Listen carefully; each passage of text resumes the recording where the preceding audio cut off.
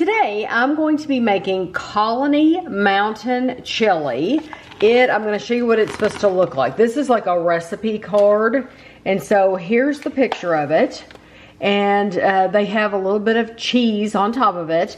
This is from the October-November 2004 issue of Taste of Home magazine. And even though it says fabulous fall flavors, I like chili when it's cold outside in general. And so I think this is a good, it sounds good for this time of year too, just for cold weather time of year if you're watching this in January. So what you need for this recipe, you need 1 pound of beef sirloin steak, and we are going to be cutting this into 3/4 inch slices. Then you need you need 4 Italian sausage links, casings removed and cut into 3/4 inch slices. So this one comes with 5. We're only going to be using 4 of the 5, and I left the package so you could see what brand we bought. And then you're going to need some olive oil. It says 2 tablespoons of olive oil. This is just vegetable. This is just vegetable oil, but we don't think we're going to need much of this, so we're going to use that sparingly. It's just to brown the meats and vegetables. So. Right, and we don't think we're going to need much. So then you need 1 medium onion chopped, so we have to chop our onion. You need 3 garlic cloves minced. I go ahead and buy the minced garlic, and 1 teaspoon is 1 clove. And so I have 3 teaspoons in this little container. You need 2 green onions thinly sliced, which we already have. You need 2 teaspoons of beef bouillon granules. I've never bought this before. This is the first time for me for this recipe. And so that's what it looks like. And I smelled it, and I told Kevin, it reminds me of the smell. We've had some Pringles before that have like a meaty smell and flavor. That's what this smells like. So it smells good though. Then you need 1 cup of boiling water. So we will boil that cup of water. You need 1 6-ounce can of tomato paste, 3 tablespoons of chili powder, 2 tablespoons of brown sugar, 2 tablespoons of Worcestershire sauce, 2 teaspoons of ground cumin, 1 to 2 teaspoons of crushed red pepper flakes. I used a heaping teaspoon of red pepper flakes, 1 teaspoon of salt, half a teaspoon of pepper. All those things are in here. You need 3 cans. These are 14.5-ounce cans. You need 3 cans of stewed tomatoes, and they say cut up, so you don't want big hunks. And then you need 2 cans, 15 ounces each. These are actually 16 ounces of pinto beans, and you want to rinse them and drain them. So what I'm going to do is I have this sieve, and I'm going to go over the sink, and I'm going to pour them into here, and then I'm going to rinse them off with water, and then I'll find out where I need to put them. So the first thing Kevin's going to do is he's going to cut up stuff. Chop the onion. He's going to chop the onion. He's going to cut up the meat. He's going to remove the casings. I'm going to open some cans here, and we'll get water boiling. Get water boiling, and we'll be back.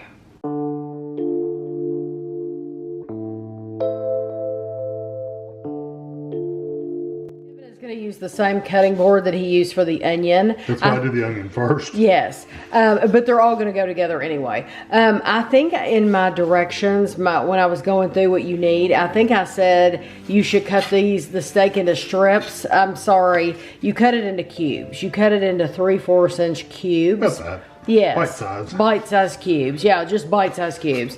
So I did not mean to say strips. So Kevin is going to cut this up. And then we're going to add this directly to our skillet. We have a skillet out. And then he'll move on to the sausage.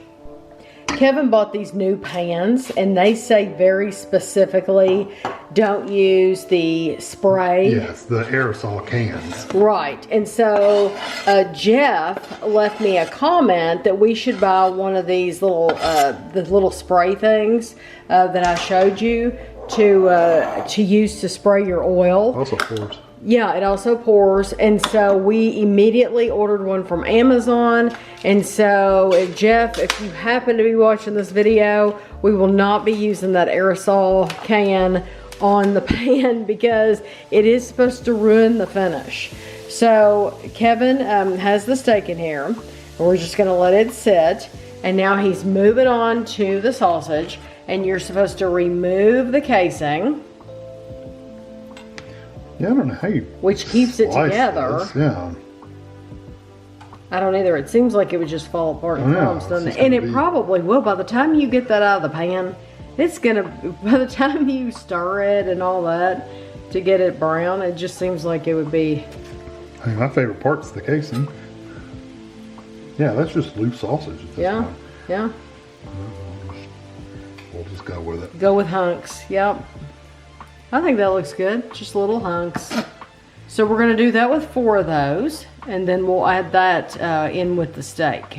You can see I really didn't need to add much oil. You can see the oil coming out of just the beef. And we're gonna end up draining this anyway. Do you? Yes, you drain it. So that's why I didn't know why they had you put oil in it.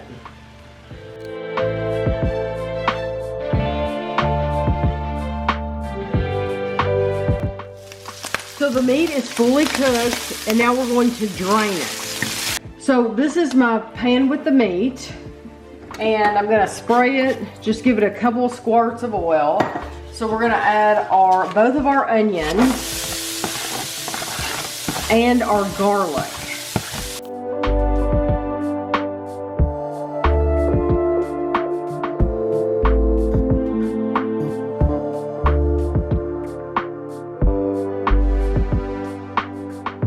While our onions are cooking, we have our 1 cup of boiling water, and we're gonna dissolve our bouillon powder into this.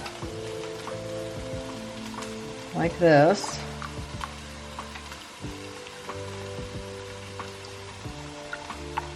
And then we're gonna add our tomato paste, but then we're gonna be adding all of our spices and Worcestershire sauce to this mixture right here.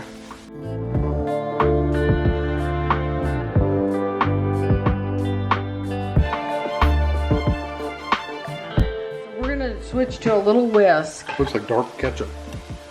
because if I try to stir it with that other thing, it would slosh it everywhere. So That looks good. yeah, so use a whisk. Yeah, that looks really good. Okay, so now we're gonna add everything else.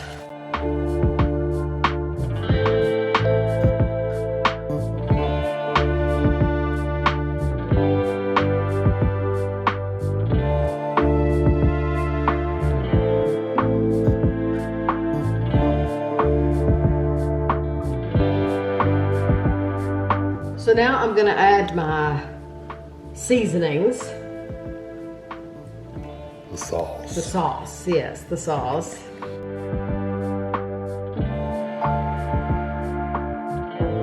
Have you adding any water or anything like that? I'd say it'll make its own juice. Just The like, tomatoes, the juice from the tomatoes will come out a lot. yes, yeah, I agree. Okay, so I have my crock pot turned on high. And so we're gonna put the lid on this. And it says cover and let it cook for 6 to 8 hours or until the meat is tender. So I'm gonna cover this up and we'll be back to try it for dinner.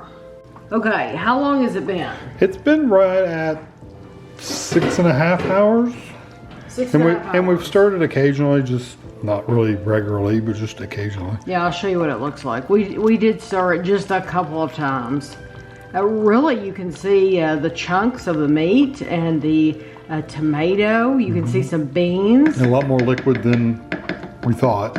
Yes, so I have not added any liquid to this at all. Yeah, I figured those tomatoes would add a little liquid to it.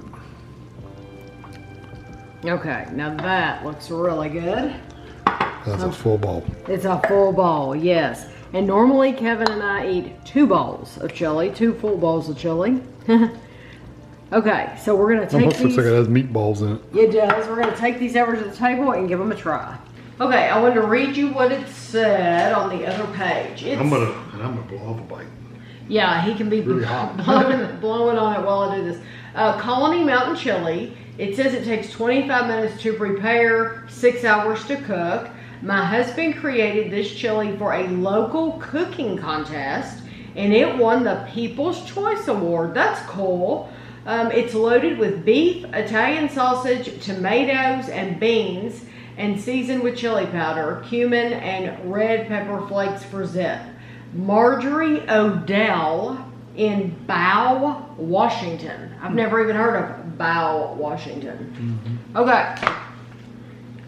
Here we go.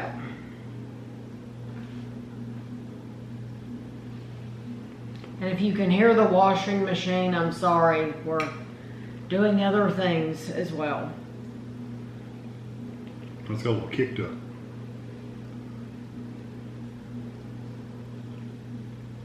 Spicy. That first bite, my first bite, was the meat. Sausage. I had a lot of sausage in mine. Yeah, it's steak. The sirloin. Yeah, Yeah, I haven't it got any was- of that yet. It was the steak and not the sausage. It does have a kick to it. It's a little hot. It certainly does have a kick to it.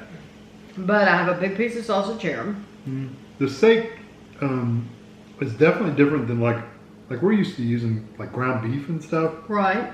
It definitely has a different texture because you have to actually chew it. You know? Right. So we've never used this kind of sausage in chili at all.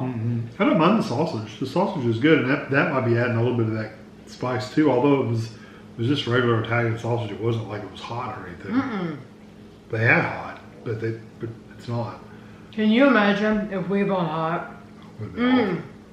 I just thought all that Italian sausage is delicious. The sausage is the best part. Honestly, they could let the steak out and just eat the sausage. yes. I would have been fine with it. Yes, that sausage is delicious. I love that. And I don't know if I got less juice or what ratios of other things in that bite, but that bite of the sausage was less hot, like spicy hot, than the first one with the steak. But now I'm going to another bite with the steak. Yeah, the steak is good and tender, but you do have to chew a little bit. That's all I'm saying. Which normally, when you use ground beef, there's not chewing. Really, I mean there is, but you know what I mean. I have some cheese. I always like cheese with mine. Yeah, and I just like Ritz crackers in them. Well, yours is probably less calories because I'll put some on the top and then I'll eat it until it's all gone, and then I'll put another layer. I do too. That's what I do with crackers. Okay, I'm sure it can't be bad with cheese or Ritz. You'd be surprised how much flavor is just adding Ritz to it. Does adding the Ritz help with the heat? No. It's still spicy. Is it too spicy for you? No, it's not too spicy. It's up there in spice, but it's not too spicy. I think this is really delicious. I really like the two different kinds of meat. Although, if you wanted to save money, I would, if you wanted to leave out like one or the other, I would leave out the sirloin. Yeah. Put this up, buy this Johnsonville. If you can get that Johnsonville Italian sausage, it's really good. But truly, if I just used that next time and didn't use the sirloin, it would be perfectly okay. I like this. I like other ones that have made better, but I do like this. Oh, really? I think this is absolutely delicious. I would totally make this again. This is much different. It's more expensive than what I make for sure, and it's a longer process. But I do like it that we did it all. We stuck it in the crock pot, and then it was able to do its thing all day. So that was nice. I mean, really, the cook time really wasn't that bad because really just browning meat and then cooking vegetables, and pretty much everything goes in the crock pot after that. So it wasn't bad. Yep, it's not bad. I don't dislike it at all. No, and you really, it does have a zing to it. So you'll want to watch that. But I think it's perfect for it. It's a really good, hearty chili recipe. Yeah, one of the things you could leave out if you didn't want as much heat, those red pepper flakes, you wouldn't think it would add a lot of heat to it. It does. So if you want to leave those out completely, if you don't want as much heat, that would help. And I put a heaping. Yeah. Because you could use, it said 1 to 2 teaspoons. I used a heaping teaspoon. Yeah, but if you didn't want the heat, you could leave those out. That's what adds a lot of the heat to this. Even though it was only that little bit, it spreads out while it's cooking and really cooks out. But normally with my chili, Kevin has to add Frank's Red Hot. I guarantee you, he's not going to be adding any Red Hot to this one. So I hope you enjoyed the video, and thanks for watching.